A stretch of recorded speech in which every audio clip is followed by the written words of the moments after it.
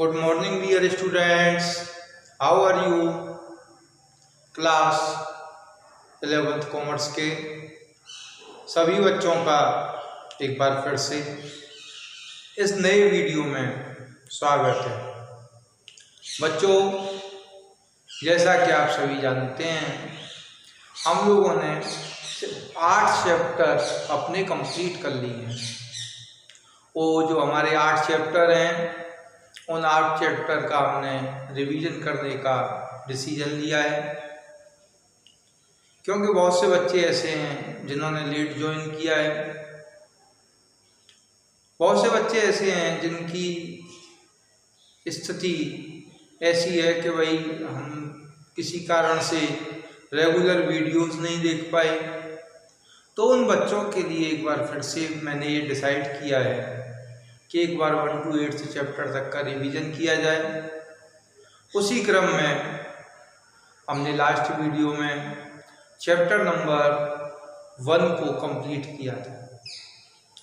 आप सभी जानते हैं, चैप्टर के एंड में एक ग्लिम्पसेस नाम से चैप्टर की जो मेन हाइलाइट्स होती हैं, हेडिंग्स होती हैं, वो टॉपिक दिया हुआ है पूनम गांधी वाली बुक में। वह टॉपिक हर बच्चे को रटा हुआ होना चाहिए। सारी हेडिंग्स आपको याद हों, ढंग से आप वीडियोस देखें।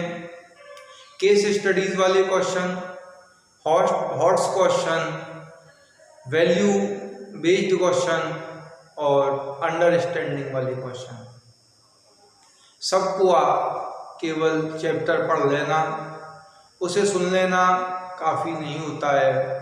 उसके अलावा चैप्टर जहाँ ख़त्म होता है, असली पढ़ाई वहाँ से शुरू होती है। आप सभी लोग रेगुलर बेसिस पर आगे की चीज़ों को देखें, समझने की कोशिश करें, ठीक है। अब आज मैं आपके लिए रिवीजन वीडियो में फॉर्म्स ऑफ बिजनेस ऑर्गेनाइजेशन नाम का जो हमारा टॉपिक है, उसे शुरू करने जा रहा हूँ। फॉर्म्स ऑफ बिजनेस ऑर्गेनाइजेशन में आप लोग अपनी बुक को खोलेंगे और कुछ हम बेसिक बातों पर विचार करके हमारा जो मेन टॉपिक है उस टॉपिक पर आने की कोशिश करेंगे। आप लोग अपनी बुक निकाल लीजिए सब बच्चे। बुक में chapter number 2 forms of business organisation, इसे शुरू करेंगे।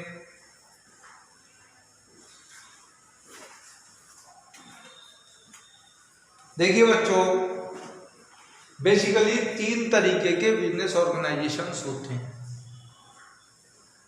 बुक आपने निकाल ली होगी, मेरा ऐसा मानना है।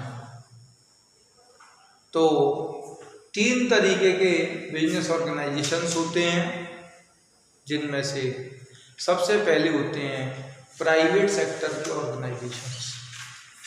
प्राइवेट सेक्टर के ऑर्गेनाइजेशन, आप लोग मार्केट में जाते हैं और देखते हैं कि सामान्य रूप से कोई अपनी दुकान चला रहा है, कोई पार्टनरशिप फर्म में किसी बिजनेस को रन कर रहा है, कोई अपनी प्राइवेट कंपनी चला रहा है, मतलब अपने नाम से, जैसे टाटा है, रिलायंस है। ये सब क्या है बच्चों? ये प्राइवेट सेक्टर के ऑर्गेनाइजेशन हैं, ठीक है। दूसरे नंबर पर क्या होता है? दूसरे नंबर पर होते हैं पब्लिक सेक्टर के ऑर्गेनाइजेशंस। पब्लिक सेक्टर के ऑर्गेनाइजेशंस का मतलब ऐसे ऑर्गेनाइजेशन जिनको गवर्नमेंट रन करती है।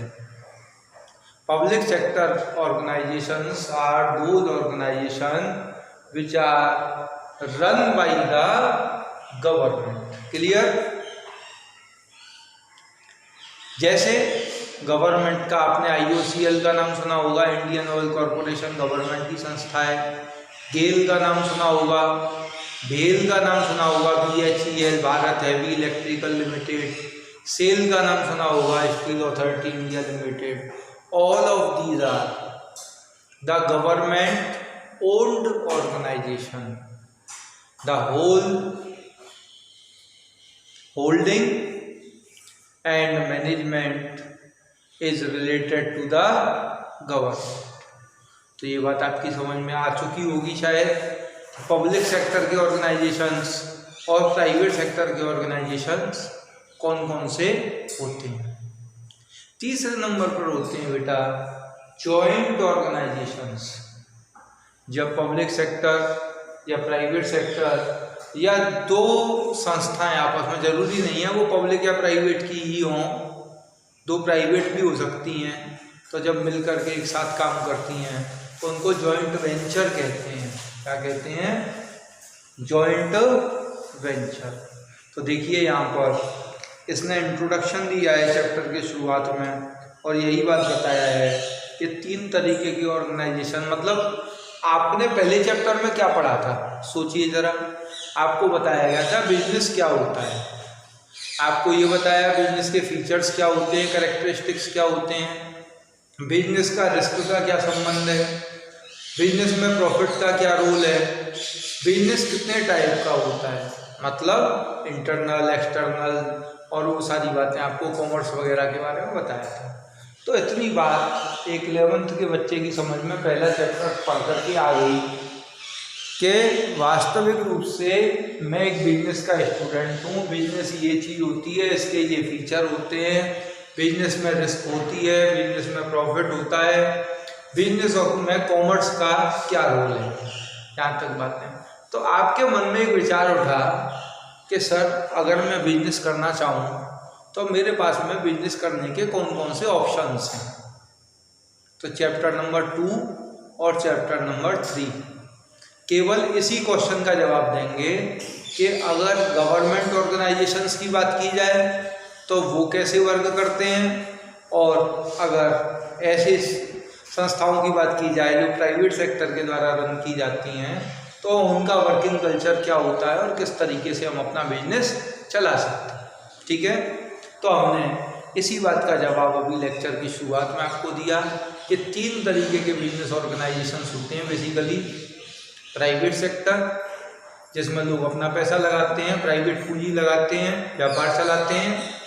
दूसरे होते हैं पब्लिक सेक्टर जिसमें गवर्नमेंट का पैसा, गवर्नमेंट का ही मैनेजमेंट। और तीसरे होते हैं जॉइंट सेक्टर। जॉइंट सेक्टर में 2 संस्थाएं मिलकर के काम करती हैं और अपने डिजायर्ड ऑब्जेक्टिव को अचीव करती हैं। यहाँ तक की बातें आपकी समझ में आ चुकी होंगी।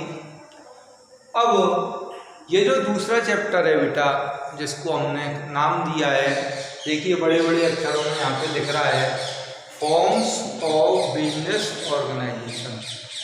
बिजनेस ऑर्गेनाइजेशन की कौन कौन सी फॉर्म्स हैं। तो इस बारे में यदि हम बात करें तो हम इस बात को समझ सकते हैं कि जब प्राइवेट सेक्टर ऑर्गेनाइजेशन 5 तरीके के होते हैं। इस चैप्टर में हम 5 तरीके के प्राइवेट सेक्टर के ऑर्गेनाइजेशन, जहाँ प्राइवेट सेक्टर की कैपिटल लगी होती है, प्राइवेट सेक्टर चीज़ों को मैनेज करता है, सारी रिस्पॉन्सिबिलिटी, प्रॉफिट लॉस सब प्राइवेट सेक्टर ही बियर करता है। ठीक है, तो वो पहली फॉर्म है हमारी। इसके अलावा भाई एक अकेला आदमी बिजनेस चला रहा है, सारी रिस्क ले रहा है, सारी टेंशन ले रहा है, तो एक से भले 2। तो जब एक से ज़्यादा लोग मिलकर के बिजनेस को चलाते हैं तो उसे क्या कहते हैं? पार्टनरशिप। ठीक है, इसके अलावा बिजनेस की एक फॉर्म है कोऑपरेटिव ऑर्गेनाइजेशन। कोऑपरेटिव ऑर्गेनाइजेशन में क्या होता है कि एक जैसे लक्ष्य को बना करके बहुत सारे लोग जुड़ जाते हैं और वहाँ उद्देश्य प्रॉफिट कमाना नहीं होता है, अपने मेंबर्स की हेल्प करना होता है। ठीक है, दैट इज कोऑपरेटिव ऑर्गेनाइजेशन। चौथे नंबर पे हम आपको पढ़ाएंगे बच्चों जॉइंट हिंदू फैमिली बिजनेस। हमारे यहाँ भारत में 90% आबादी आंकड़ों के आधार पर, हम नहीं कह रहे हैं कि है, मुझे नहीं लगता है कि होगी, लेकिन आंकड़ों के आधार पर ये कहा जाता है कि 88% हिंदू हैं। तो हिंदू हैं तो हिंदुओं के परिवार भी होंगे। यदि परिवार संगठित है, जॉइंट फैमिली है, तो वो अगर कोई अपनी एंशिएंट प्रॉपर्टी को लेकर के, एंसेस्टर्स की प्रॉपर्टी को लेकर के कोई बिजनेस रन करता है तो उसे जॉइंट हिंदू फैमिली बिजनेस कहा जाता है। ये भी हमारा रिवीजन का एक विषय होगा, चौथा। और 5वां है कंपनीज। प्राइवेट सेक्टर के लोग जब कंपनीज बनाते हैं किस तरीके से उसे रन करते हैं, उसका क्या मैनेजमेंट होता है, प्राइवेट कंपनी क्या होती है, पब्लिक कंपनी क्या होती है, ये प्राइवेट सेक्टर का 5वें तरीके का बिजनेस है। तो अब हम ज़्यादा समय बर्बाद न करते हुए, क्योंकि ये हमारा रिवीजन वीडियो है, तो इसमें पॉइंट टू पॉइंट बातें करते हुए चलते हैं हम लोग। तो देखिए, सबसे पहला इसमें फॉर्म ऑफ बिजनेस बताया है sole proprietorship. Sole means single और प्रोप्राइटर मीन्स ओनर। ऐसा बिजनेस जहाँ एक अकेला आदमी खुद तो पैसा लगाता है, खुद ही मैनेजमेंट देखता है, खुद ही रिस्क लेता है, खुद ही प्रॉफिट लेता है। आप बाजार में जाइए, मार्केट जाते हैं तो मोस्टली आपको ऐसी ही दुकानें मिलती हैं। तो वहाँ पर क्या होता है, एक आदमी बैठा हुआ है, वही मालिक है, वही नौकर, वो खुद ही झाड़ू लगा रहा है, वही जो है मालिक की गद्दी पर बैठा हुआ है। आप आ रहे हैं तो सेल्समैन भी वही है। कल को कोई रिस्क हो जाती है तो रिस्क लेने वाला भी वही व्यक्ति है। तो जहाँ एक अकेला सेलर होता है मार्केट में, एक अकेला बिजनेसमैन जब बिजनेस को शुरू करता है, तो ऐसे बिजनेस को सारी रिस्क, सारी जवाब उसी के होते हैं। तो उसे क्या कहा जाता है, सोल प्रोप्राइटरशिप बिजनेस। तो देखिए जरा इसके बारे में उन्होंने कहा है, एल.एच. हेनरी की जो डेफिनेशन है उसे मैं आपके साथ में डिस्कस कर रहा हूँ। The sole proprietorship is the form of business organization at the head of which stand an individual as one who is responsible, who directs its operations and who alone runs the risk of failure. Sole proprietorship एक ऐसी business organisation की form होती है जिसमें जो एक head होता है वो इंडिविजुअल होता है, कोई ग्रुप नहीं होता है, एक इंडिविजुअल उसका हेड होता है और सारे बिजनेस के लिए वो रिस्पॉन्सिबल होता है। सारे ऑपरेशंस वो डायरेक्ट करता है कि कैसे बिजनेस चलाना है, और कल को बिजनेस फेल हो जाए तो उसकी रिस्क लेने का भी काम वही झेलता है। तो ऐसा व्यक्ति सोल प्रोप्राइटर कहलाएगा। इतनी बातें आपकी समझ में शायद आ चुकी होंगी। अब क्या है कि एक बात ध्यान रखिए, अगर आपने किसी चीज़ की डेफिनेशन समझ ली तो डेफिनेशन से ही उसके फीचर्स ड्राइव होते हैं, उसके कैरेक्टरिस्टिक्स ड्राइव होते हैं, और जो पॉजिटिव कैरेक्टरिस्टिक्स होते हैं वही हमारे मेरिट्स बन जाते हैं, और जो नेगेटिव कैरेक्टरिस्टिक्स आप अगर इसको बुक को रटने की कोशिश करेंगे तो कुछ नहीं कर पाएंगे। आपको चीज़ों को समझना है, और जब आपको चीज़ों को समझना होता है तो आपको बेसिक्स पे जाना होता है। सोल प्रोप्राइटरशिप अगर आपके दिमाग में ये कंसेप्ट क्लियर हो गई कि एक मालिक होता है, सारी रिस्क लेता है, सारा रिवार्ड लेता है, और बढ़िया बिजनेस फॉर्म है, कभी भी शुरू कर सकते हो। आज मन आया हमारा सब कपड़े का बिजनेस करेंगे, तो दाऊ जी के बाज़ार में गए, वहाँ एक दुकान बुक कर ली अपने लिए, वहाँ से ऑर्डर दे दिया सूरत से, सब कल से दुकान खुल गई। 3 महीने बाद मन आया यार ये बेकार है बिजनेस है, इसकी जगह दूसरा करेंगे। तो वहाँ किसी से आपको लीगल फॉर्मेलिटी करने की ज़रूरत नहीं है। आपने आज माल बेचा, अपना सारा ताला लगाया, दूसरा बिजनेस शुरू कर दिया। तो मतलब आसान होता है इसे खोलना और बंद करना, कोई लीगल फॉर्मेलिटीज़ नहीं होती हैं। प्रॉफिट के अकेले रिस्पॉन्सिबल हैं, अकेले रिस्क के रिस्पॉन्सिबल हैं। आप डायरेक्ट कंज्यूमर से इंटरेक्ट भी कर पाते हैं, पार्टनरशिप है या बड़ी फर्म है तो कंज्यूमर के साथ में एक अटैचमेंट नहीं हो पाता है। तो ज़रा देखते हैं इसके फीचर्स में क्या दिया हुआ है। सिंगल ओनरशिप आपकी समझ में आ गई होगी, अकेला ओनर होता है। दूसरा है इंडिविजुअल रिस्क बियरिंग, सारी रिस्क अकेला झेलेगा। No separate legal entity, legal entity का मतलब कानूनी रूप से बिजनेस और बिजनेसमैन अलग नहीं है। कल को आपने बिजनेस में पैसा लगाया तो वो आपका ही पैसा है, और आपने बिजनेस से पैसा निकाला तो अपना ही पैसा आप निकाल ले। मतलब कानून की नज़र में आप अगर एक सिंगल ओनरशिप इसमें है, सिंगल ओनरशिप में या सोल प्रोप्राइटरशिप में, तो आप और आपका बिजनेस जो है वो एक ही माना जाएगा। कल को बिजनेस फेल हो रहा है तो उसमें अगर कोई लायबिलिटी अराइज होती है तो वो भी आपको अपने घर से ला करके देनी पड़ेगी, और कल को कोई प्रॉफिट कमा के देता है बिजनेस, तो वो प्रॉफिट आपके ही घर जाएगा। तो यही कह रहे हैं कि no separate legal entity. Next है बेटा फ्रीडम ऑफ ऑपरेशन। बिजनेस कैसे चलाना है ये आपकी सोच हो सकती है, आपको कोई ये कहने वाला नहीं है, क्योंकि जहाँ दो लोग होते हैं वहाँ झगड़ा होता है। आप अकेले हैं, सिंगल डिसीजन मेकर हैं, आपको साहब मुझे तो दुकान 12 बजे खोलनी है, तो आपसे कोई ये कहने नहीं आएगा भाई साहब 10 बजे खोल दो, ठीक है। तो ये जो है एक तरीके से फ्रीडम ऑफ ऑपरेशन, कैसे बिजनेस स्टार्ट करना है, उसे कैसे मैनेज करना है, जरूरत पड़ने पर कैसे उसे डिसॉल्व करना है, ये सब जो है ये सब आपकी खुद की रिस्पॉन्सिबिलिटी मानी जाएगी। आप जैसे चाहें वैसे ऑपरेट करें बिजनेस को। नेक्स्ट है अनलिमिटेड लायबिलिटी, ये इसका डीमेरिट है। अभी तो हम फीचर में पढ़ रहे हैं, फिर डीमेरिट में भी पढ़ेंगे। आपने बिजनेस शुरू किया 2 लाख रुपए से, 4 लाख रुपए का उधार मान ले लिया, कल को बिजनेस डूब गया तो आपके जो क्रेडिटर्स हैं ना वो आप पे क्लेम कर सकते हैं, और क्लेम करके ये कहेंगे कि भले से आप अपनी पर्सनल प्रॉपर्टी को बेच करके पैसा ला करके दीजिए, लेकिन हमें अपने पैसे से मतलब है। तो ये इसका सबसे बड़ा ड्रॉबैक है कि बिजनेस में यदि लॉस हो जाता है तो आपको जो आपकी लायबिलिटीज हैं, जो आपने माल वगैरह खरीदा है, उसका पैसा आपको स्वयं ला करके देना होगा। अगर आप नहीं दे पा रहे हैं तो आपके ऊपर कानूनी कार्रवाई हो सकती है। वन मैन कंट्रोल, एक तरीके से ये वन मैन आर्मी है। आपने एक मूवी देखी होगी वन मैन आर्मी, तो उसमें क्या होता है कि एक ही आदमी है, वही पूरी सबका लीडर है।